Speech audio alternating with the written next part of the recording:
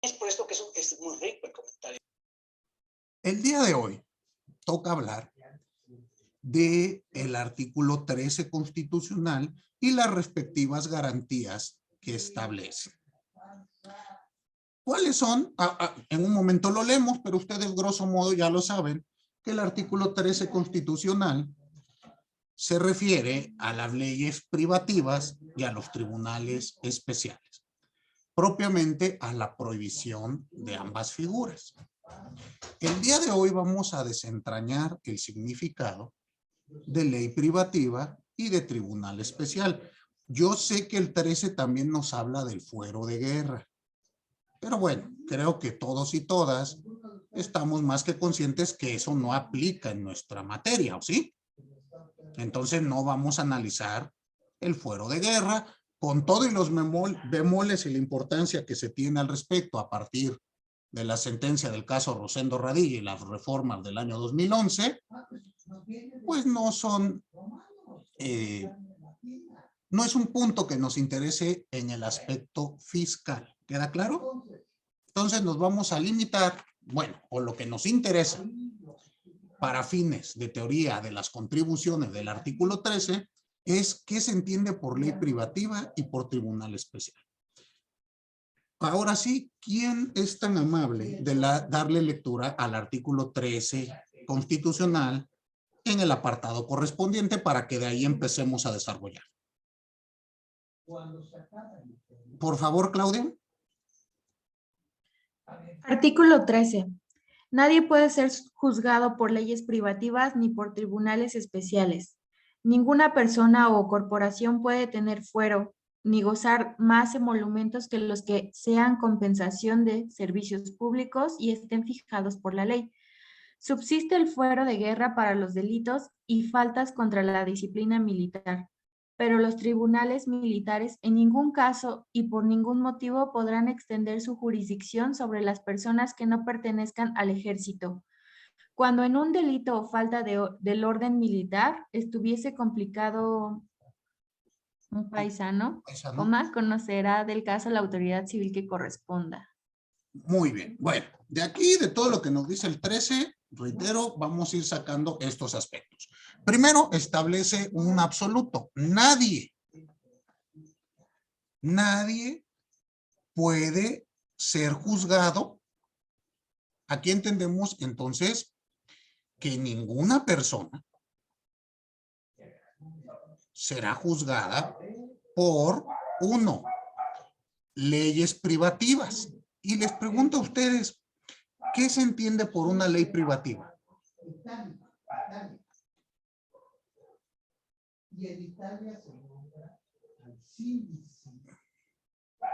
¿No les suena? ¿No se los explicaron esto cuando vieron? Una ley que restringe. Ok, a ver, ¿pero en qué sentido? No sé, digamos que pudiera limitar la capacidad de, no sé, algún derecho más bien de los individuos. Pero pues casi toda ley restringe algún tipo de derecho, ¿no? A ver, Iván. Puede ser alguna ley que esté dirigida a una persona o un sector de la sociedad en particular. Muy bien, Leonel, ¿tú qué piensas? Sí, es que ahí me gustaría hacer la diferencia entre ley prohibitiva y ley privativa. A ver, ley prohibitiva. Privativa refieres a sería cualquier ley, porque cualquier ley establece un marco de actuación, sería hacia un sector específico de la población, como lo dijo el compañero, o específicamente hacia una persona. Y en este caso, este artículo nos refiere a que nadie va a poder ser juzgado por una ley en específico, al menos en carácter de civil, por así llamarlo, porque sí está el fuero militar y están otras cosas que, digo, que aquí no nos interesa como tal. Y pues ya, creo que eso sería lo que yo entiendo como ley privativa. Y lo de los juicios, no, ¿cómo dice? Tribunales Juicio. especiales. Tribunales especiales por lo mismo, de que Pero espérenme, no se puede. otra vez me están contestando como abogados. Acuérdense que yo sé que vienen así amaestrados, pero poco a poquito. A ver, acuérdense, al abogado le pregunto, Leonel, ¿le gustan las manzanas? ¿Qué me va a contestar? Las naranjas son bien sabrosas, maestro. No se me vayan todavía. Todavía yo no Sí, digo. sí, cierto. Sí, nada más quedemos. Ahorita vamos a analizar este primer aspecto normal. Ok. ¿Qué es una ley privativa? Les pregunto, con lo que nos comentó Leonel, ¿les queda a ustedes claro? A mí me sigue causando incertidumbre. ¿Quién tiene otra, otra idea, otra visión? No quiere decir que lo que nos dijo Leonel sea incorrecto. Simplemente pregunto. ¿Quién tiene alguna otra visión u opinión? ¿Qué es lo que estamos buscando en este momento? ¿No se acuerdan?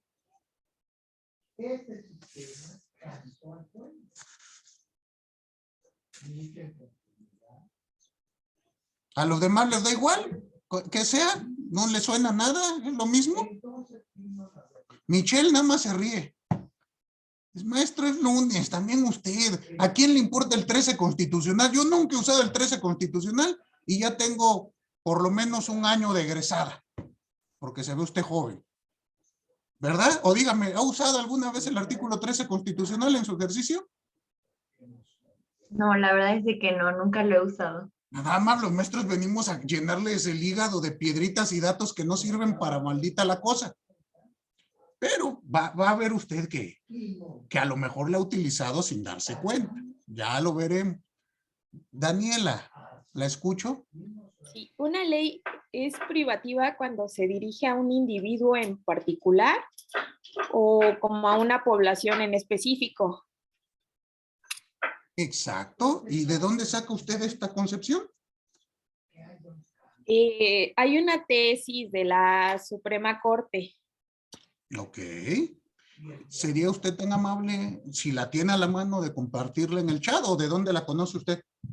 Sí, la tengo a la mano, la puedo compartir en el chat con gusto. ¿De qué época es?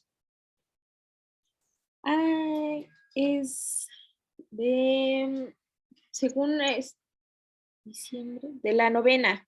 Novena época y pregunto, ¿y esta es tesis aislada? ¿Es jurisprudencia? No escuché. Es una decreto. Es una jurisprudencia. ¿De colegiado o de la corte? No, es una contradicción de tesis. Perfecto. Esa es justo la que yo quería. ¿Por qué pregunto estos detalles? ¿No? Por la fuerza normativa que tiene el fallo.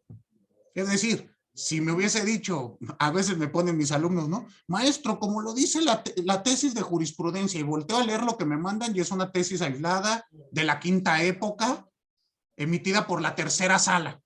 No, bueno, pues ya no existe nada de lo que me están diciendo. ¿Sí me explicó? Ya no estará vigente. De la novena época, podemos decir que todavía tiene aspectos que interpretativamente al día de hoy nos pueden servir. ¿Queda claro? Y esta contradicción, me imagino, Daniela, ha sido reiterada. Debe de tener ahí una R. De que tiene una reiteración. Bueno, ahorita que nos la manden la checamos. Pero siempre pregúntense ustedes eso antes de utilizar cualquier criterio de los llamados jurisprudenciales. ¿Queda claro? Porque de repente tenemos mucho la maña de llenar nuestros escritos de lo que pensamos son criterios obligatorios y lo único que hacemos es exhibirnos. ¿Sí queda claro? Ejemplo, ¿las tesis aisladas de los colegiados son obligatorias? No. Una jurisprudencia de pleno de circuito, utilizando ya la reforma. Ejemplo, una jurisprudencia del pleno del segundo circuito ¿Es obligatoria en el primer circuito?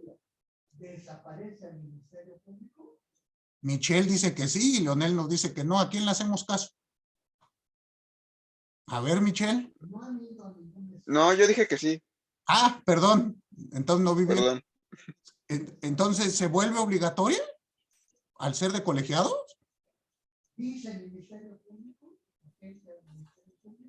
Creo que no. Pues no. Será obligatoria para todo el circuito, pero no aplicará a diversos circuitos. Recuerden que hoy en día ya se llaman plenos de circuito y los plenos de circuito ya pueden establecer precedentes.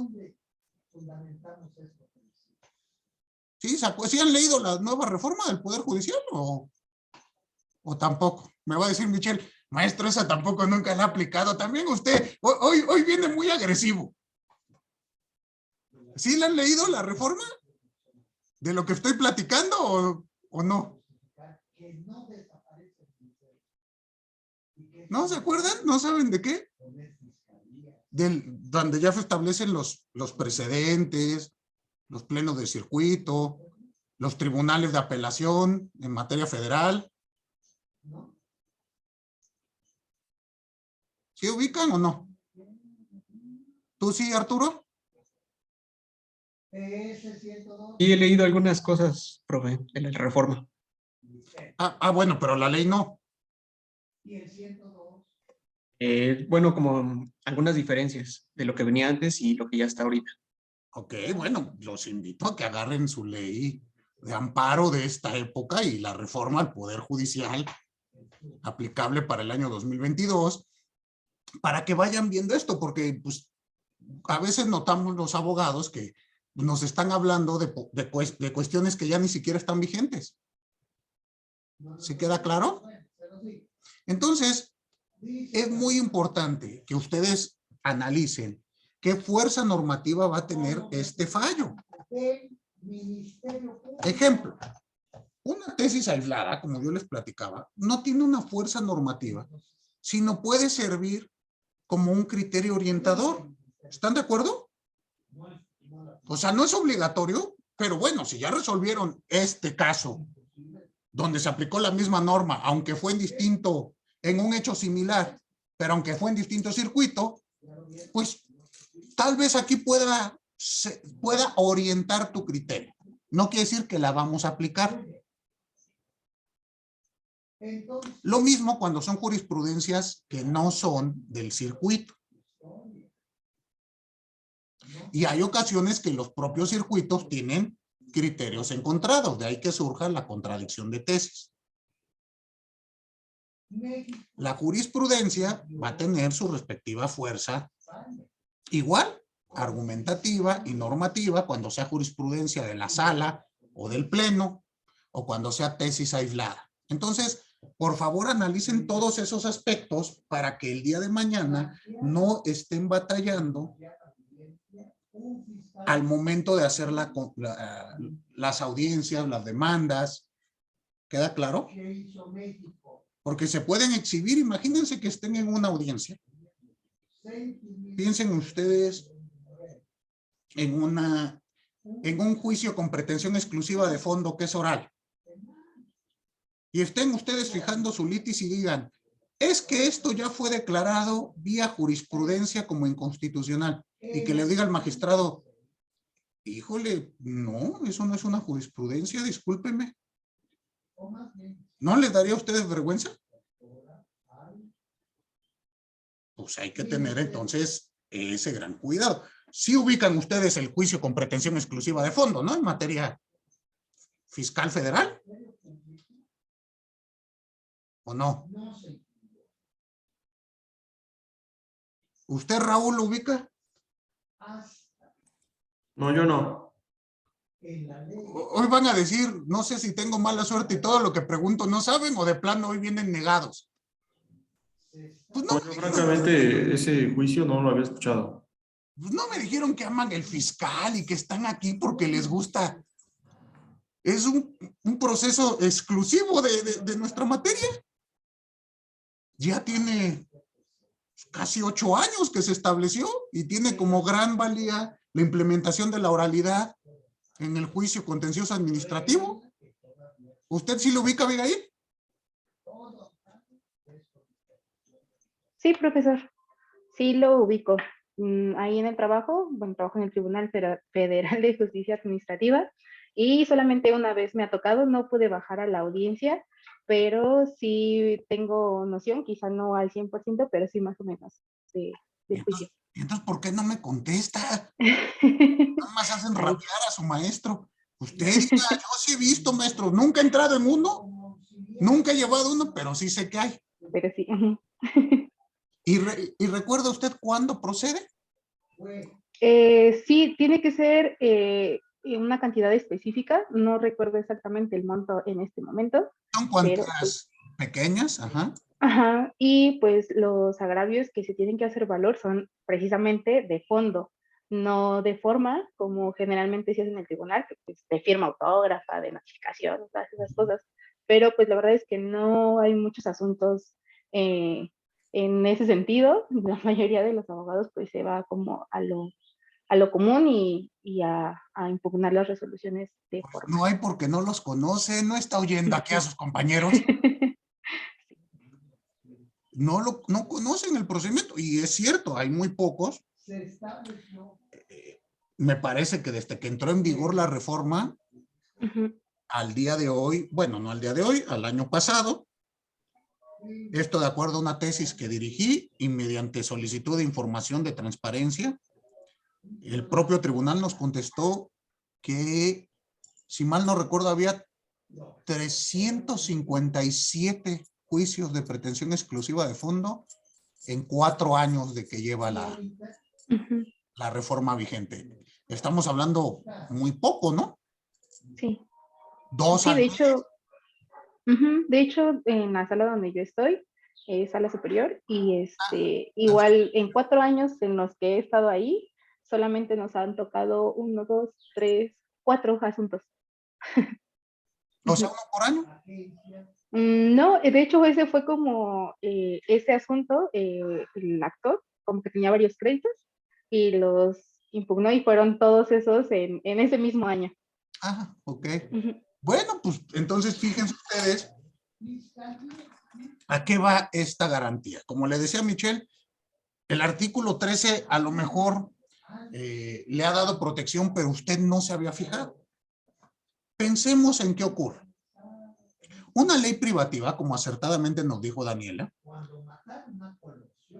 señaló que una ley privativa es aquella que establece situaciones concretas que afectan a personas o grupos determinados. Pensémoslo así, una ley privativa es aquella que se expide para un sujeto o para un grupo en particular. A diferencia de las características que vimos, de los principios que tiene cualquier ley, donde es principalmente el de universalidad y generalidad, este tipo de leyes va en contra de estas características. ¿Y por qué se estableció así? Pues porque nuevamente en los periodos de la monarquía absoluta era muy común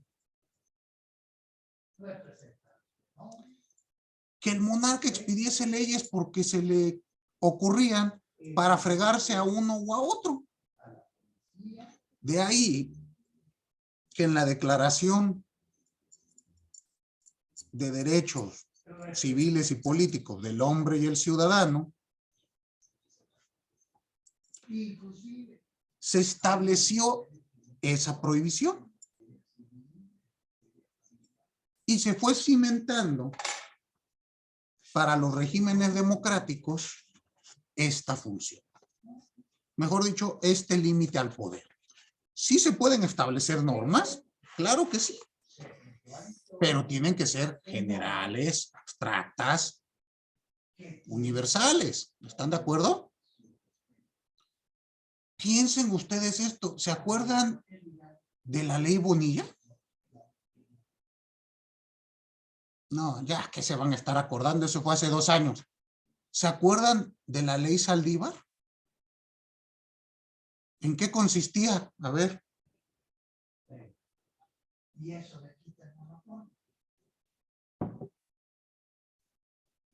¿Se acuerdan o no? Dice Armando, ¿yo qué me voy a andar acordando de eso? Ni qué importancia tenga para mí. Yo. ¿Qué tiene que ver conmigo? Usted, Raúl, asintió. ¿Se acuerda? Sí, recuerdo de la ley Bonilla que era un gobernador de Baja California, si mal no recuerdo, donde quería extender su mandato por 2 años más. ¿Y en qué consistió la ley? Para que se hiciera la ley en donde 2 años más y que las elecciones fueran a la par de las federales, si mal no recuerdo, algo así. Bueno, creo que sí la tiene, entonces todo lo que voy a preguntar no van a saber, ¿verdad? Y la ley Y la de Saldívar, Saldívar era que se durara en su cargo como presidente de la Corte un periodo más al que por ley le corresponde. pero en concreto, ¿quién? ¿No notan ustedes que estas leyes tienen un destinatario en concreto? Esto las vuelve ejemplo de leyes privativas. ¿Sí lo notan o no? ¿O eran universales? Le pregunto a usted, ¿la ley Bonilla era para que todos los siguientes gobernadores pudieran extender su mandato 2 años? No, solo exclusivamente para él que pudiera durar más tiempo. Y lo mismo con la ley Saldívar. ¿Era para que todos los demás presidentes duraran por cualquier circunstancia otros 2 años? No. Esos son ejemplos de leyes. Obviamente una se invalidó, la otra ni siquiera entró a discusión. ¿Sí queda claro? Y así podemos tener muchos ejemplos. Pero debemos de entenderlo. Se vuelve privativa cuando tiene un destinatario concreto o un grupo particular, pero entendamos grupo particular nuevamente como un grupo de personas determinados.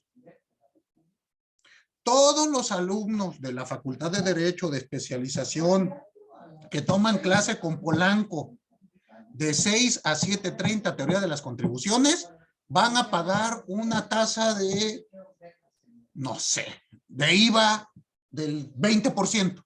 Nada más ellos, porque se ve que son aspiracionistas. Ese ejemplo que doy es una ley privativa. Sin duda. Cosa distinta sería decir, todos los alumnos de la Facultad de Derecho o todos los alumnos de nivel especialización, sería mejor, todos los alumnos de nivel especialización que tomen clase vía Zoom tendrán que pagar un derecho de, no sé, 100 pesos al mes por tomar esta clase. Pues ahí es a una generalidad, es a un grupo. ¿Están de acuerdo? Dime, Iván. Profesor, una pregunta. Ahorita hablando de esto de las leyes privativas y demás, ¿no podría entenderse dentro de ese supuesto, por ejemplo, el IVA en las zonas fronterizas y eso? O sea, que en ciertos estados, entidades federativas tengan tasas diferentes al resto del país y demás. Pero ahí no se vuelve una ley privativa. Todo lo contrario. Se está utilizando un derecho que tiene Presidencia de la República o Secretaría de Hacienda, dependiendo del caso, para fomentar el comercio, que es generar zonas, vamos a llamar, exclusivas, donde la tasa será menor. Pero dense cuenta que no es una ley, se hace vía decreto. Y 2, no va dirigido a ciertas personas, sino es a toda la actividad que genere IVA. Entonces no va dirigido a un grupo ni a una persona en particular. A una zona geográfica sí. Pero si yo, Adrián Polanco, voy allá, me beneficio al igual que usted, al igual que Leonel, al igual que la persona que reside allá o del extranjero que llegue a comprar. ¿Sí nota usted la gran diferencia? Muy bien. Vamos a analizar aspectos de la ley privativa.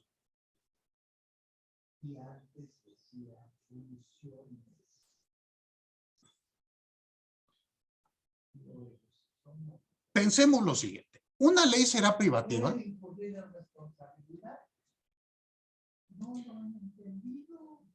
si la materia de la que se trata desaparece después de aplicarse al caso previsto o determinado de antemano. Es decir, la ley tiene que normar a futuro para todos los casos que vengan.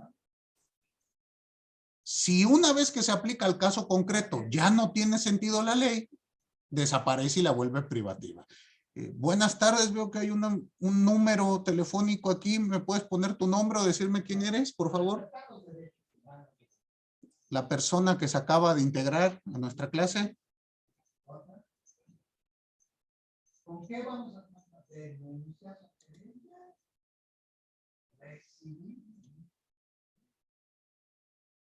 ¿Sí me escuchas? 5544. Soy yo, pero yo no entendía. Vengo manejando. Ah, ok. Bueno. Muy bien. Entonces continúo.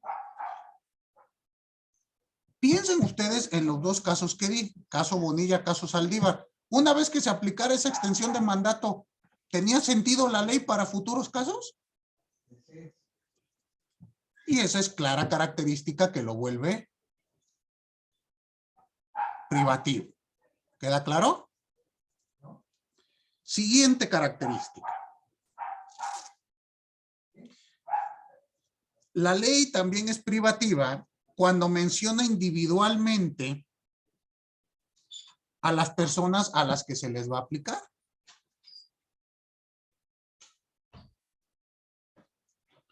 O que nominalmente se refiere a ellas. En los casos que platicamos no decía expresamente la ley. Tal persona se extenderá su mandato, sino decía el presidente que actualmente o el gobernador que actúa en cargo o en funciones. Bueno, pues si bien no dice nombre y apellido, pues nominalmente sabemos quién es, ¿no? Entonces, si bien esa característica también tiene que desaparecer. Bueno, también la consideraremos ley privativa. Vamos a entender que todas estas son prohibiciones a que existan estos tipos de leyes. Siguiente. Hay que considerar ahora que la ley no es privativa cuando se aplica sin consideración de especie o de personas a todos los casos que previene. Como en el caso que me preguntaba Iván. Ahí no es una ley privativa. Se aplica en todos los casos sin consideración de la especie o de las personas que incurran en la circunstancia. En este caso, en materia de contribuciones, todos los que caigamos en el hecho imponible gozaremos del pago de una tasa menor. ¿Sale? No importa que esté establecida a una región geográfica, porque sí parecería, oiga, yo que vivo en Ciudad de México, ¿por qué tengo que pagar completo y los de allá no? ¿Sí queda claro? ¿Por qué no es privativa o no? ¿Sí? Bueno.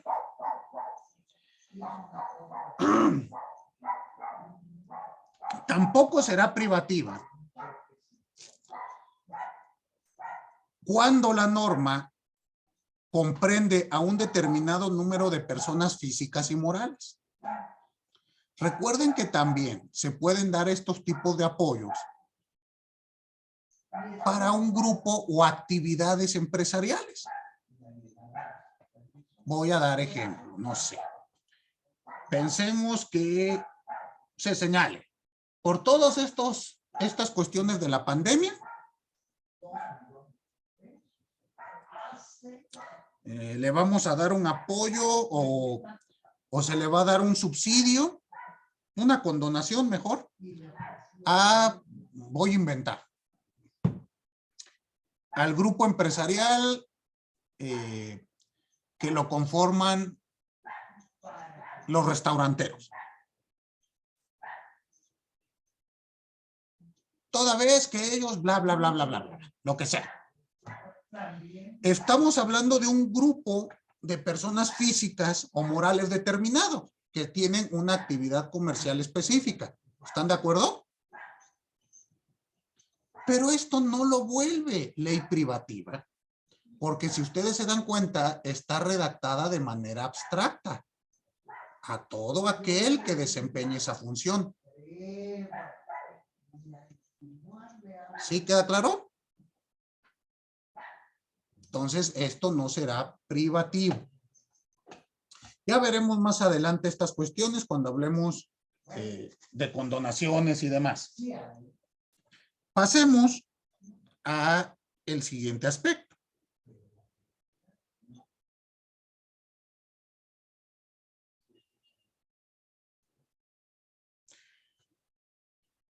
Las leyes relativas a cierta clase de personas, como lo pueden ser los mineros, los fabricantes, los menores de edad, los propietarios de alguna clase de bienes, tampoco son disposiciones privativas, porque nuevamente están redactadas en abstracto y se van a referir a todos aquellos individuos que se encuentren o lleguen a encontrarse en esa situación. ¿Queda claro? Muy bien. Entonces no pensemos que porque dice ley de minería se vuelve privativa porque establece, vamos a decir, el nombre del sujeto que lo va a resentir. No, porque es el grupo. Todo aquel. Si mañana Armando se quiere volver minero, pues le aplicará. Pero si no tiene esa actividad, pues no le aplicará. ¿Sí queda claro?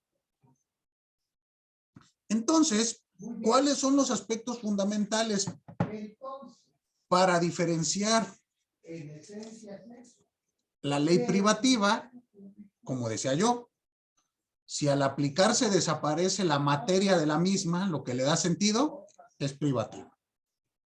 Si la ley señala en específico el sujeto o a los sujetos que se les va a aplicar o hace referencia a ellos por algún tipo de nomenclatura, también se vuelve privativa.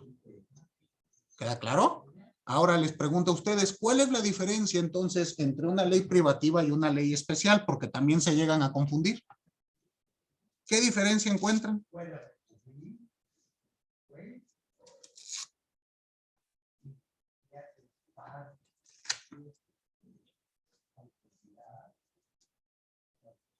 ¿A qué le suena una ley especial?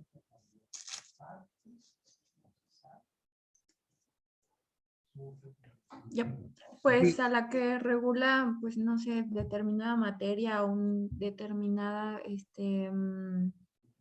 ¿cómo explicarlo? Pues sí, a una materia en específico.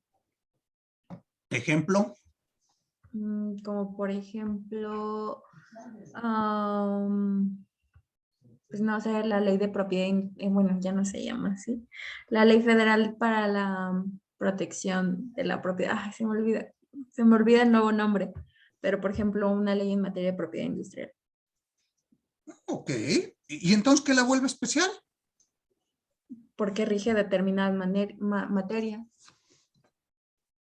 Estoy de acuerdo con su clasificación. Irving, te escucho.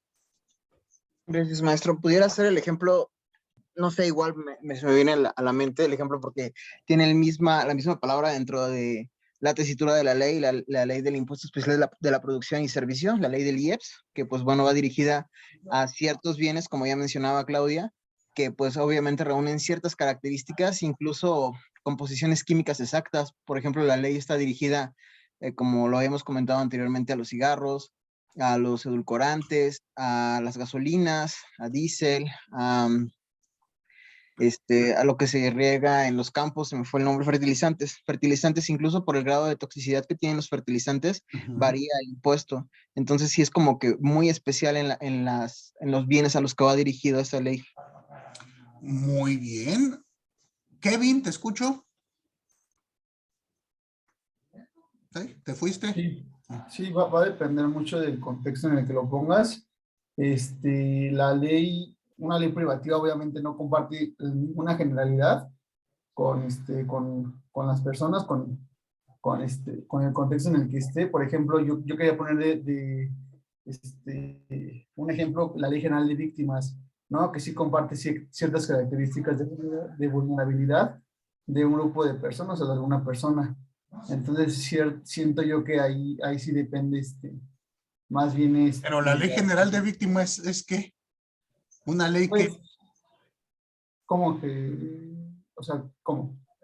Ajá, con las clasificaciones que O sea, que comparte ciertas características una persona o cierto grupo de personas que se encuentran en cierta vulnerabilidad. Ajá, pero mi pregunta es, ¿la Ley General de Víctimas es una ley especial? ¿Es una ley qué?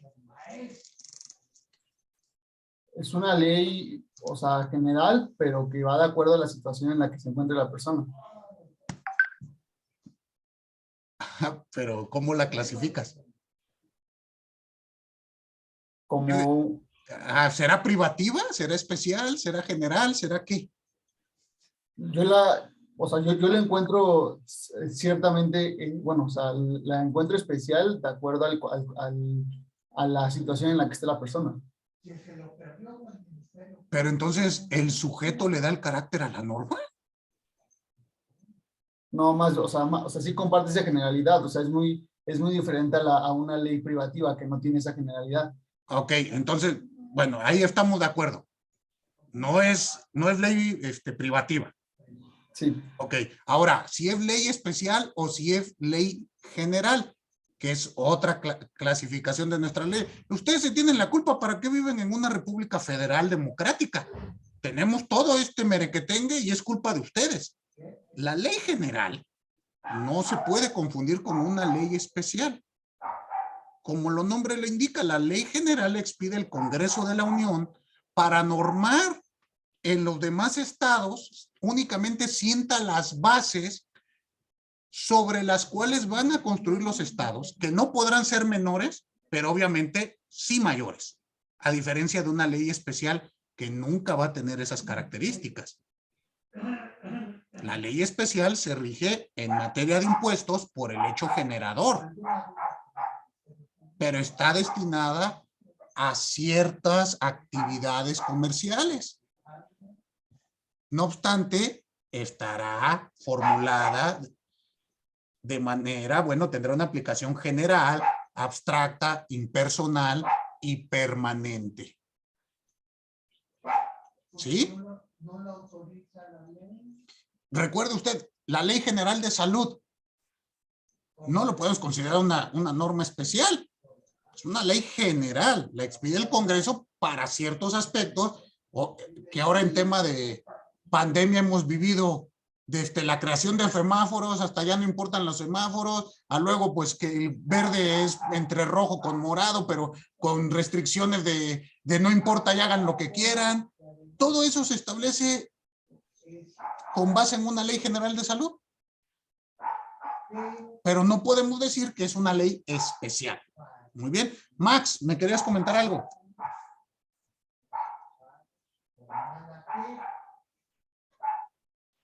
Sí, solamente quería como dar un ejemplo de que, bueno, la anterior vez mencioné sobre el artículo 4, que era el acceso al agua, la Constitución, el derecho humano, y una ley especial sería la ley de disposición y saneamiento al acceso al agua.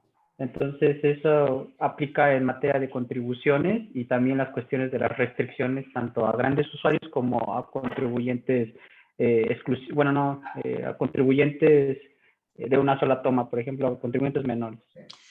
Pero nuevamente, acertadamente lo señalas, Max, el ejemplo, esta disposición está diseñada a todos los sujetos que estén en el supuesto, ¿no? Si bien tiene una materia en concreto, sus características son generalidad, abstracción, impersonalidad, permanencia de la norma. Únicamente se vuelve especial al estar dirigida a una actividad en particular o a personas relacionadas con situaciones o relaciones de hecho o actividades específicas. ¿Queda claro? Por lo tanto, las leyes especiales no están prohibidas por el artículo 13 constitucional.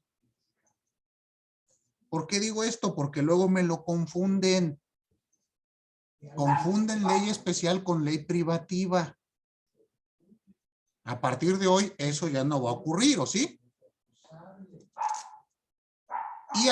Y esto aterricémoslo a nuestra materia.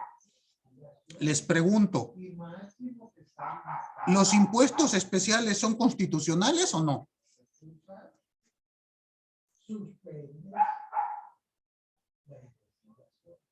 ¿Qué piensan?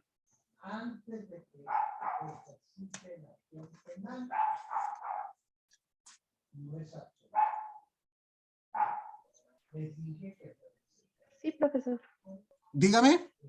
Sí, sí son constitucionales. ¿Por qué? ¿Cuál sería su argumento?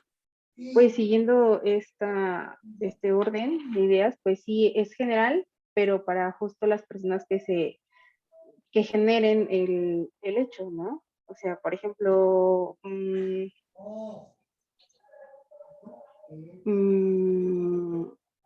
impuesto.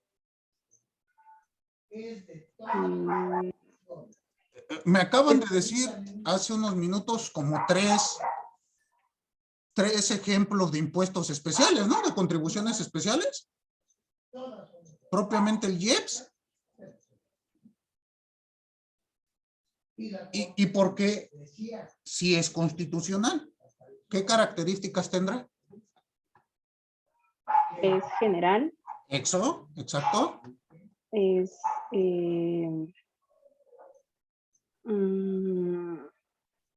bueno, contrario censo de la ley privativa, pues está aún con su aplicación, no deja de quedar sin materia. Eso se llama permanencia. Ok. General, se dicta para todos y todas. Permanente, pues una vez que se aplica para Abigail, si Michelle llega al mismo supuesto, se le aplicará lo mismo que a Kevin, lo mismo que a Raúl, lo mismo que a mí. Eso lo vuelve permanente. Permanente hasta que llegue una nueva ley y lo derogue, ¿no? Muy bien. ¿Qué otra característica?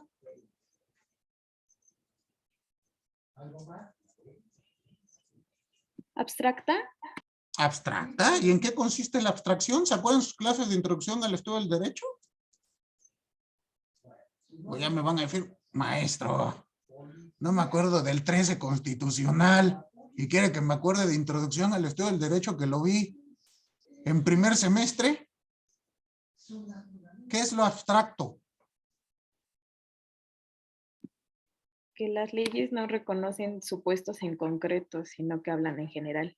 Exactamente, y en materia de impuestos, esto se traduce en el hecho imponible o el hecho generador. Cuando nos señala aquel sujeto que percibe una ganancia por su actividad tendrá la obligación de bla, bla, bla. No dice Adrián Polanco, eso ya no es abstracto, eso ya es concreto. Así, exactamente con el ejercicio ponderativo que estaba realizando usted, Abigail, me pareció estupendo. Pues, ¿cómo voy a saber si están violando lo que dice el artículo 13 constitucional? Pues, a contrario, censu. Si la norma no es general, no es abstracta, no es impersonal y no es permanente, será una ley privativa. No me gusta mucho definir utilizando ese método, porque hay veces que ese método lo utiliza, por ejemplo, la Suprema Corte. Y me parece que en lugar de definir me confunde más. Doy un ejemplo. Debido proceso, y dice la Corte, ¿será debido proceso? Bueno, no será debido proceso todo aquel en el que no se respeten los derechos humanos del sujeto, donde tampoco se respete sus garantías. Se entiende que no se respeta la garantía de audiencia cuando no se le permite contradecir. Y así, da como 4 supuestos, todos en sentido negativo. Yo les pregunto, ¿ustedes me entenderían si les digo, a ver, alumnos, piensen lo siguiente, vamos a definir qué es una vaca? Una vaca es un animal que no es carnívoro. También es un animal que no vuela, que no es ovíparo y que no vive en la nieve. Pregunto, ¿las características negativas que di son ciertas? Pues creo que sí, ¿no? ¿Les permite a ustedes identificar qué es una vaca? ¿Me permite identificar qué no es? Si yo veo un animal nadando o viviendo en la nieve, diré, pues eso no es una vaca. Bueno, y no sé si las vacas puedan vivir en la nieve. Estoy aquí inventando y no sé si tampoco puedan nadar o no. Pero bueno, estoy inventando. Creo que carne eso sí no come. Ahí sí le atiné. ¿Sale? Entonces, si veo un animal comiendo carne, pues diré, pues esto no es una vaca. Pero no me permite definir. Ya el ejercicio ponderativo que hizo al último sí es adecuado y nos permite concluir y concretar toda la explicación. Muy bien. Ahora, concluyendo. Las leyes especiales son constitucionales y las contribuciones especiales también son constitucionales. Pero ustedes me dirán, oiga maestro, pero entonces yo escucho que a veces los abogados van e impugnan la inconstitucionalidad de alguna ley propiamente especiales, como lo fueron los IEPS o los impuestos de depósitos en efectivo. Y aquí les cabe que yo les pregunte, hay que analizar si están atacando la inconstitucionalidad por este aspecto del 13 o se están yendo a otro aspecto. ¿Queda claro? Entonces, así hay que tomarlo bien en cuenta. Con esta explicación, Michelle, ¿alguna vez le ha servido entonces el artículo 13 o tampoco?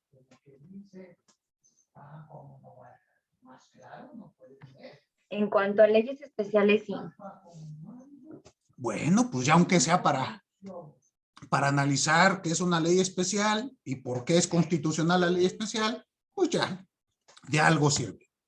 Veamos el segundo elemento que establece este propio artículo 13 constitucional, que se refiere a los tribunales especiales.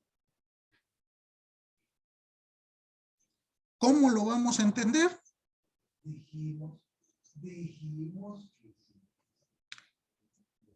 Y aquí toca hacer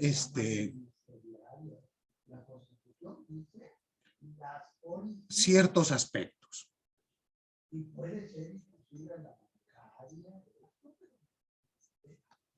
Vamos a entender que un tribunal especial es aquel que se crea exclusivamente para conocer en un tiempo dado de ciertos delitos o respecto de determinados delincuentes.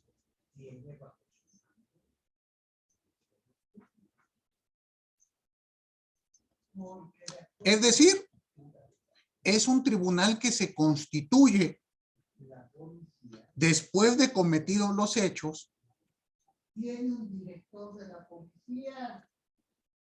Y solo para juzgar a un determinado individuo o grupo previamente individualizado de personas. Dejando de existir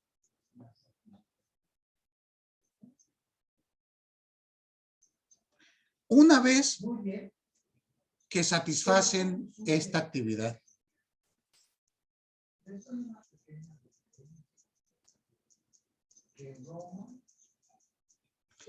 ¿Qué ejemplos recuerdan ustedes de este tipo de tribunales? También eran muy comunes, ¿eh?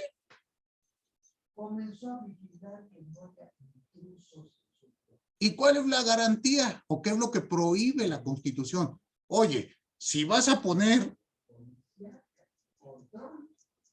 a un grupo de personas nada más para juzgarme a mí, pues habrá que ver qué tal me va, ¿no? Y una vez que me juzgues desaparece, pues va a ser, ¿quién había levantado la mano? Vi una mano, pero la bajaron. Yo, perdón, profesor. Ah, ¿no querías intervenir? Fui yo, una disculpa. Bueno, o sea, sí me acuerdo de algunos tribunales especiales, pero pues, bueno, creo que el caso más concreto a nivel internacional puede ser los juzgados de Nuremberg, que precisamente se crearon con la finalidad de dar justicia a todos los crímenes de lesa humanidad que se llevaron a cabo por los nazis. Igual en la época colonial, si no mal recuerdo, hubo como 4 o 5 tribunales especializados. Uno de ellos era lo del clero, el foro de los clérigos. El otro, si no me acuerdo, era de los profesionistas de la medicina y otros de otras ramas que la verdad no me acuerdo, pero normalmente eran actividades propias que se realizaban en la Nueva España. Pero pregunto, ¿esos tribunales eran especializados o especiales? Porque especiales. Ahí viene la gran diferencia. Especiales. ¿Eran especiales porque nada más se establecían para un caso concreto y luego se disolvían? Sí.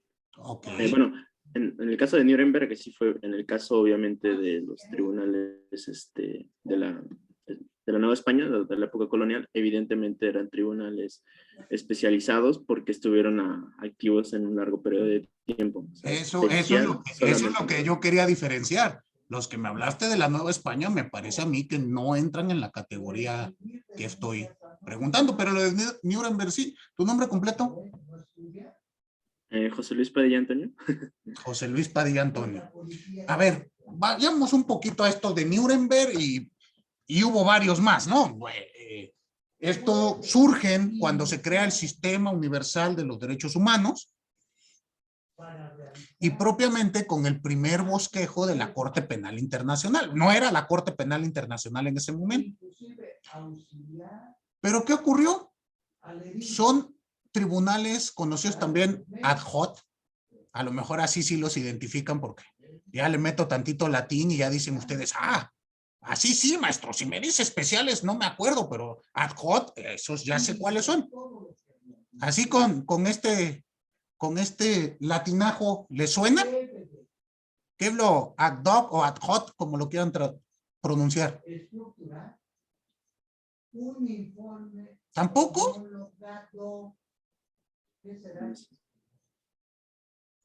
Lo adecuado a las circunstancias. Lo adecuado o lo que se hace para la circunstancia. No sabemos si va a ser adecuado. Piensen ustedes el caso que nos da José Luis. Obvio, estos crímenes de lesa humanidad hechos en la República Federal Alemana de 1936 a 1945 se juzgaron hasta después del 45, creo que empiezan los juicios de Nuremberg en el 48. Es obvio que ya habían ocurrido los hechos, incluso aún más. Este tribunal se estableció para juzgar nada más a cierto grupo de personas y se estableció para juzgarlos de hechos que no eran considerados delitos cuando los cometieron, o por lo menos delitos con esta visión lesa humanidad.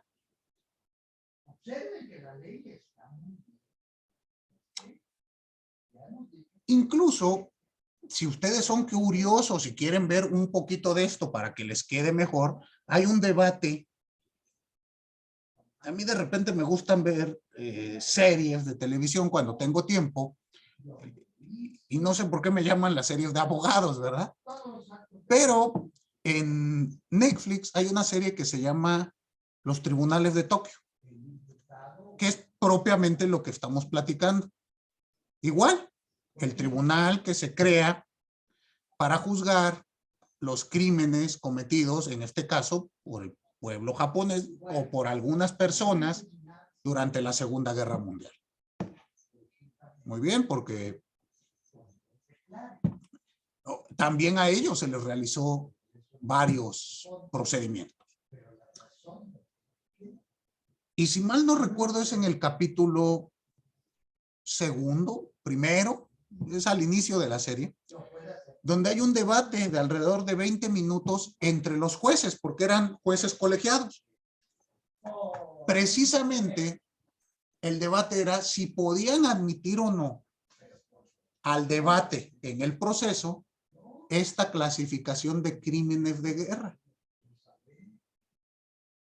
donde señala un juez, si mal no recuerdo, de nacionalidad hindú. Incluso yo no sé si estas discusiones estén apegadas o dramatizadas, ¿verdad? A mí me parece una discusión netamente jurídica, donde él señala que ellos no tienen competencia para juzgar esos hechos, y que de hacerlo estarían violando los derechos al debido proceso de los acusados de violar derechos a otras personas. Entonces dice él, pues a nosotros nos mandaron aquí a impartir justicia, no impartir venganza. Y eso que están proponiendo va en contra, si mal no recuerdo ahora, de un convenio internacional. Entonces, si tienen curiosidad y un día que no puedan dormir, pongan la serie, porque es plática, plática, plática y plática y charla y charla y charla y charla. No pasa nada distinto que un proceso. Pero si tienen la curiosidad, pueden checarla. Muy bien. Y ahí van a ver un debate precisamente de qué debemos de entender por un tribunal especial. Ahora, ¿qué es lo que prohíbe en concreto nuestra Constitución? Que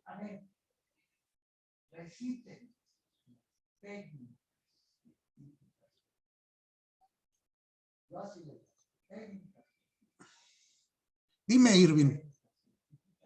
Perdón, maestro, me quedó la duda. Respecto a los tribunales especiales, estos, bueno, son definidos y son, bueno, convocados, por así decirlo, obviamente por el Poder Judicial, pero puede ser a petición de los afectados o es a criterio de la Corte, o de qué manera se crean estos tribunales. No, normalmente se establecen por el Ejecutivo. Estos ejemplos que hay, reitero, ya en nuestro país no ha habido casos, bueno, que yo recuerde desde la Constitución del 57. No me llega a la memoria casos. ¿Sale? Reitero, desaparecen igual en 1789 en Francia. Antes eran muy comunes. ¿Qué es lo que pasaba? El rey decía, hay que juzgar esta disputa. Y para ello voy a nombrar como juez a Sergio, y Sergio se encarga de ver. Ya que termine, pues Sergio deja de ser juez y vámonos. Ya en los estados modernos, cuando el Poder Judicial ya tiene las características de autonomía, de independencia, de suficiencia presupuestaria, de una estabilidad en el empleo, bueno, ya es muy difícil que aparezca. Dígame, Abigail. Muchas gracias. A mí me surgió una duda. ¿El tribunal especial se refiere específicamente solo para juzgar delitos? Porque, por ejemplo, recuerdo que en la época de la independencia y de la revolución se crearon justo comisiones para que por ejemplo, las personas afectadas en específico estadounidenses y alemanes por las guerras de la independencia y de la revolución, pudieran acceder a una indemnización cuando se les dañaba en sus bienes, bueno, específicamente en sus propiedades. Entonces, no sé si eso entraría como dentro de un tribunal especial, porque justo cuando terminó esto, bueno, ya como que liquidaron todas las deudas que se tenía, porque era responsabilidad, como una responsabilidad patrimonial del Estado, porque el Estado era quien pagaba, dejaron de existir estos tribunales. Entonces, no sé. Pero ahí, a ver, auxíliame. Comisiones, perdón. Eso es lo que le iba a decir, auxíliame. Porque yo recuerdo que eran comisiones. Comisiones, ajá. No tenían el carácter de ser un tribunal. Y la pregunta y primogenia, ¿es exclusivo en materia penal? No, para cualquier materia. Normalmente lo ubicamos más en materia penal, pero no. O sea, si yo le dejo de pagar a usted, me tiene que juzgar un tribunal previamente establecido y con leyes dictadas antes de que yo cometiera, en este caso, la deuda de carácter civil. ¿Sale? Entonces tiene que ser así. Otro ejemplo de lo que usted comenta, Abigail. Ay, ¿se me fue? Ah, aquí estoy. Ay, perdóneme. Ya los binoculares no me sirven. Esta idea, bueno, y ahí me voy a meter a cuestión administrativa, propiamente de bosquejos de responsabilidad patrimonial estatal. No sé si es el tema que usted estuvo viendo, investigando. Pero estas comisiones siguen vigentes. En nuestro país no, porque a veces somos medio renuentes, más en el tema administrativo. Pero nuevamente me remito a las películas porque creo que son un gran elemento para aprender. ¿Ustedes han visto la película ¿Cuánto cuesta una vida? Es una película basada o establecida en hechos reales cuando ocurre el accidente del 9/11 de las Torres Gemelas en Estados Unidos, donde se establece una comisión para mediar entre el daño de las víctimas indirectas de estos hechos fatídicos con el Estado, porque el Estado dijo, bueno, pues vamos a tener responsabilidad y queremos evitar demandas multimillonarias. Y entonces se hace una comisión, y vean la película, no se las arruino, pero si ustedes se dan cuenta, el sujeto, el comisionado, es nombrado en específico para esto, con la idea de que pues ya no va a haber otro 9/11, ¿verdad? Y después a esta persona, porque hizo bien su labor, vuelve a fungir como comisionado en otras tragedias como el atentado en la maratón de Boston y otras más. Aquí no tuvimos, le iba a decir, en el caso de la línea 12 del metro, pero no existió ninguna comisión. Aquí prácticamente fue o firman o se puede morir otro, ¿eh? Sale más barato enterrar a 2 que nada más 1. Reitero, no tenemos todavía esa cultura, pero en otros países se tenía. ¿Y qué ocurrió en los casos concretos que usted nos da? Era la presión internacional. Nuevamente, ¿qué vimos ahí? Un sincretismo entre norma nacional con normas anglosajonas y europeas. Bueno, ya cometieron, ya se independizaron, ya hicieron su revolución, perfecto. Indemnícenos. Eso es lo que se acostumbra en el derecho internacional. Muy bien. Pero bueno, tampoco entra como tribunal especial. Reitero, tribunal especial deberá de pertenecer al poder judicial o ser una cuestión de naturaleza jurisdiccional. Cuando son comisiones, no tiene competencia o naturaleza jurisdiccional, sino tiene una naturaleza de mecanismo alterno de solución de controversia. Ok, ¿Sí? gracias. Muy bien. Bueno, se despertaron al final, ya nos fuimos hasta Francia y a la independencia y demás. Muy bien. Entonces, ¿qué es lo que la Constitución prohíbe? Prohíbe que se formen tribunales especiales para resolver asuntos concretos. Muy bien. Entonces la policía.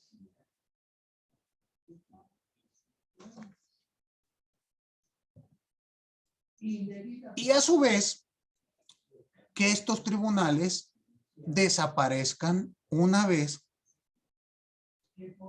que hayan cumplido con el encargo de juzgar.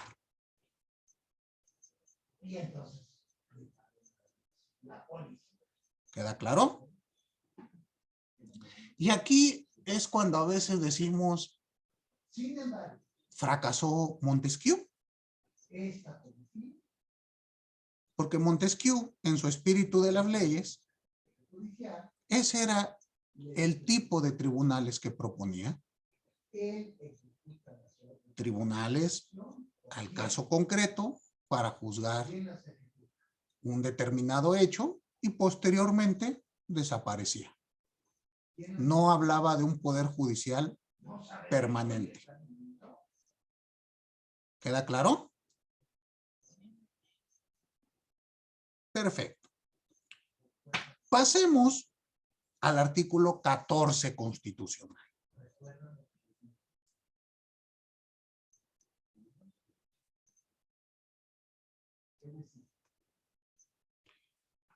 El artículo 14 constitucional, este sí es de mucha importancia. Hay que leerlos. Y el único que no es. ¿Y este, Michelle, este sí lo ha aplicado o no? A ver, dígame, honestamente.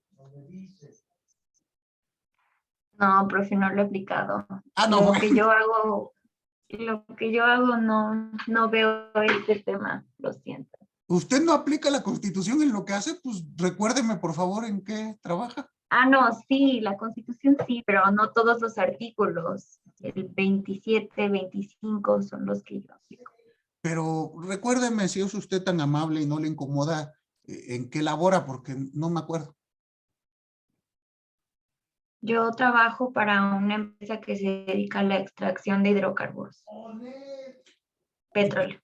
Y en su función jurídica, ¿no aplica usted la garantía de audiencia, de legalidad, de retroactividad de la ley?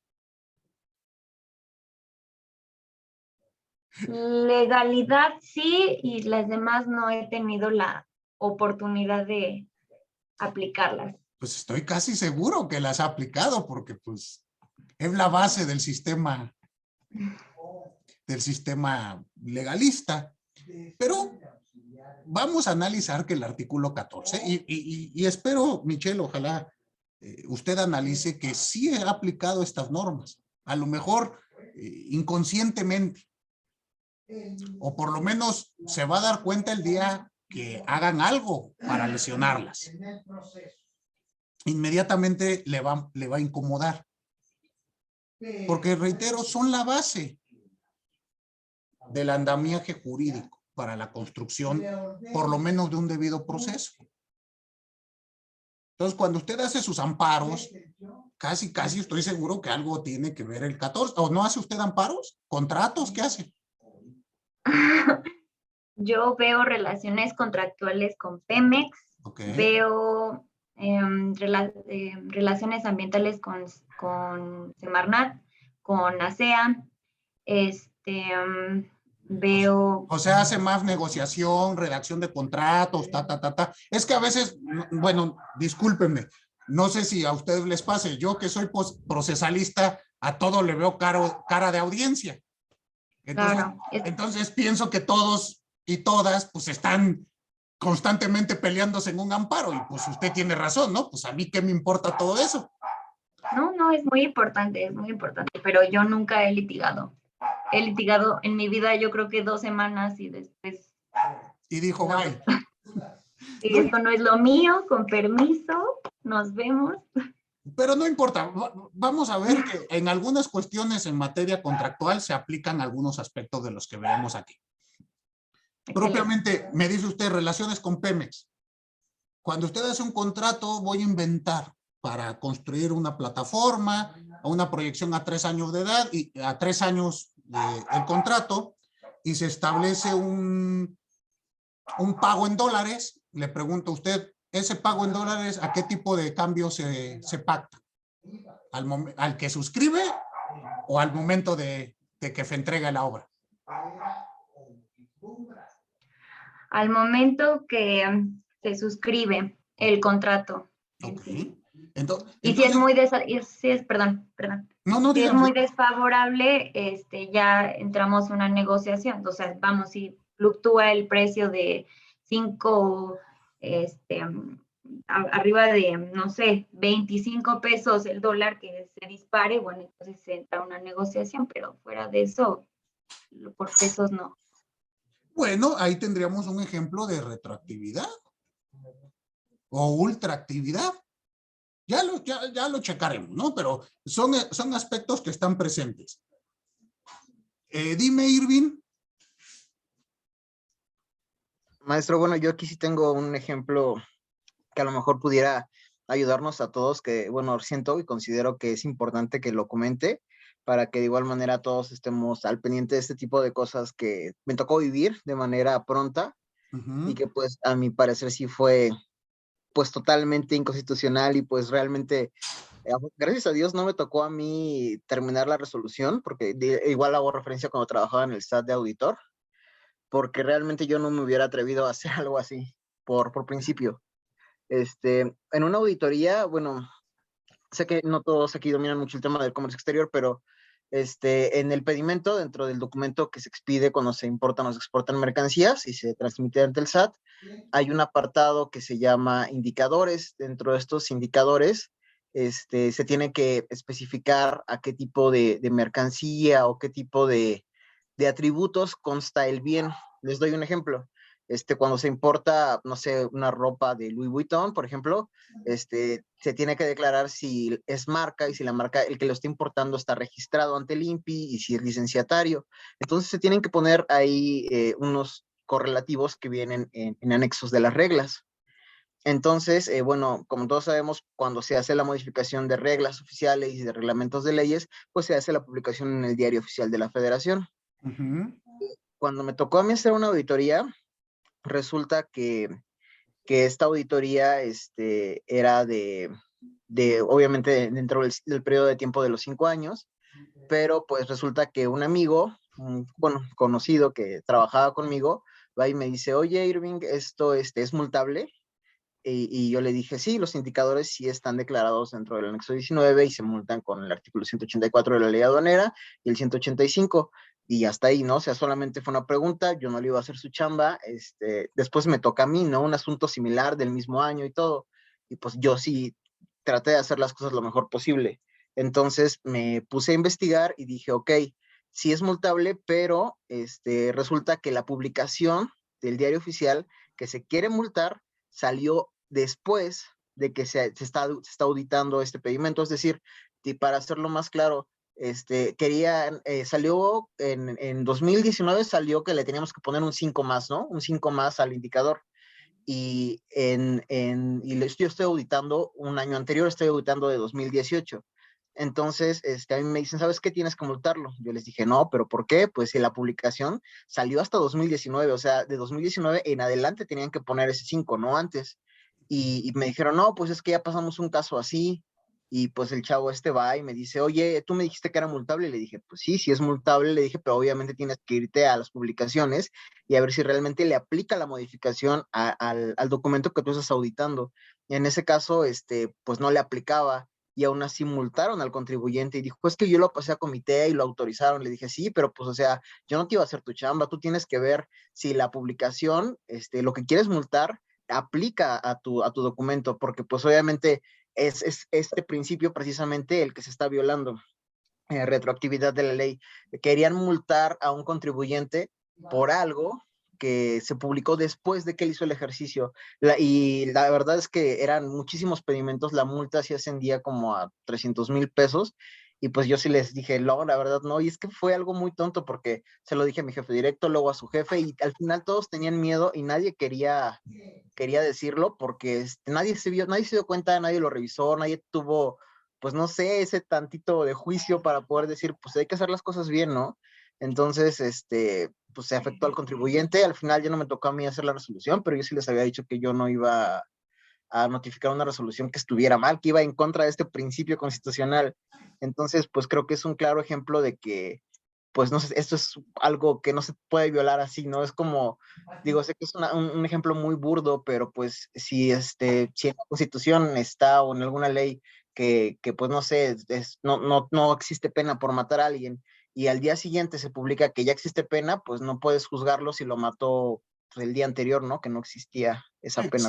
Exactamente, concuerdo con el ejemplo que nos das, concuerdo con la conclusión a la que llegaste. Lástima que el resto de tus colaboradores y superiores no tuvieron o no lo compartieron. Entonces, bueno, pues a veces ocurre de ese modo que pues hay que tener un poquito más de tiento en este aspecto para que se respete la Constitución. Me parece, vamos a continuar con estas garantías, propiamente la de retroactividad. Leeremos el 14, analizaremos las diversas garantías que establece y de ahí partiremos para su aplicación a materia de contribuciones. Pero una es muy clara, pues yo tengo que pagar la contribución que esté vigente al momento del hecho generador. ¿Están de acuerdo? En los porcentajes, tasas y demás elementos sustanciales y objetivos de la norma. Si no estaban vigentes, pues no tendré que pagar. Y ya hablaremos de la irretroactividad, cuándo se permite, cuándo no. Y veremos si en materia de contribuciones se permite la aplicación retroactiva de una norma, aunque sea en beneficio. En materia penal, pues es común, ¿no? Si te beneficia, aplícala. Pero ya veremos si eso aplica en materia de contribuciones. Muy bien. Bueno, pues les agradezco a todos y a todas. Veo que Michelle ya se está sobando los ojos ya para ir a descansar. Entonces, bueno, les agradezco su atención, su participación el día de hoy. Nos vemos por acá el día miércoles. Tengan un excelente inicio de semana y pues lo que resta de la noche que sea agradable. Nos vemos, por favor. Muy buenas noches. Gracias. Buenas noches, profesor. Buenas noches. Gracias, profesor. Buenas noches. Gracias.